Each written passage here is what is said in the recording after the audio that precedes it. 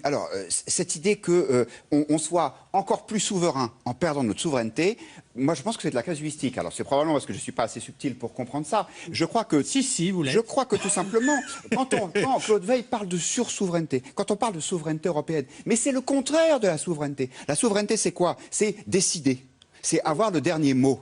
Bon, donc, ou bien on est souverain, ou bien on ne l'est pas. Quand la politique migratoire de la France que est je le veuille soumise ou à non, si l'accord... j'ai des voisins, je suis soumis aussi à mes contraintes de voisinage. Mais ça oui. s'appelle la copropriété. Mais oui, il n'empêche que vous mettez la décoration que vous voulez chez vous. Et si vous voulez avoir 18 degrés et de rester en chemise au lieu d'avoir 25 avec un pull, c'est votre choix aussi. Et vous êtes libre de faire cela. Quand on se retrouve dans une Union européenne avec 28 pays, avec une Commission européenne, avec des technocrates qui n'ont jamais vu l'ombre d'une élection, ne dites pas que la France demeure souveraine. Alors on peut dire, c'est inévitable, c'est inéluctable, c'est la fédération, c'est notre avenir glorieux. Peut-être, c'est ce qu'ont proposé aux Français en 2005, quand on a voulu faire un projet de constitution européenne, ils ont dit non. Donc moi je pense que cette différence entre souverainisme et souveraineté, encore une fois, c'est trop subtil pour ne pas cacher une réalité qui est simple, qui est de dire, on pense que la France est finie et que donc il faut passer dans l'étape d'après. Alors ensuite, est-ce qu'on est, juste en 20 secondes, est-ce qu'on est plus puissant quand on est ensemble? Je crois qu'il faut distinguer très clairement entre ce qui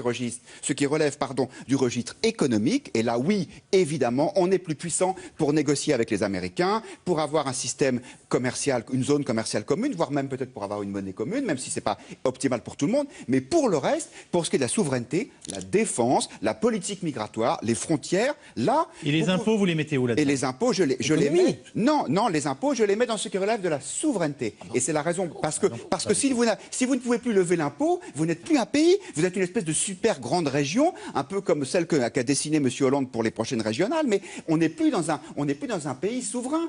Si c'est la Commission européenne qui fixe le niveau du SMIC et le niveau des impôts, nous ne sommes plus une nation. Mais faire une économie européenne sans fiscalité européenne, c'est faire un moteur sans essence. Si on avait un impôt sur les sociétés unique en Europe, on aurait évité le jeu de dumping qui a nui considérablement à toutes les économies, notamment à la nôtre. Nicolas Dupont-Aignan sort de ce corps. Mais regardez la réalité. Nous sommes dans un pays où les prélèvements obligatoires atteignent un record en Europe. Moi, je veux bien qu'on s'aligne en matière de fiscalité sur la moyenne des pays d'Europe. Honnêtement, ça ne me dérangerait pas, nous nous en porterions que mieux. Travaillons. À ce moment-là, ça veut dire qu'on va supprimer, je ne sais pas, 1, 2, 3 millions de postes de fonctionnaires parce qu'on ne pourra plus les payer. Ce n'est pas à Bruxelles, à mon avis, ou à la Commission, ou à je ne sais quel gouvernement européen de décider ça à notre place.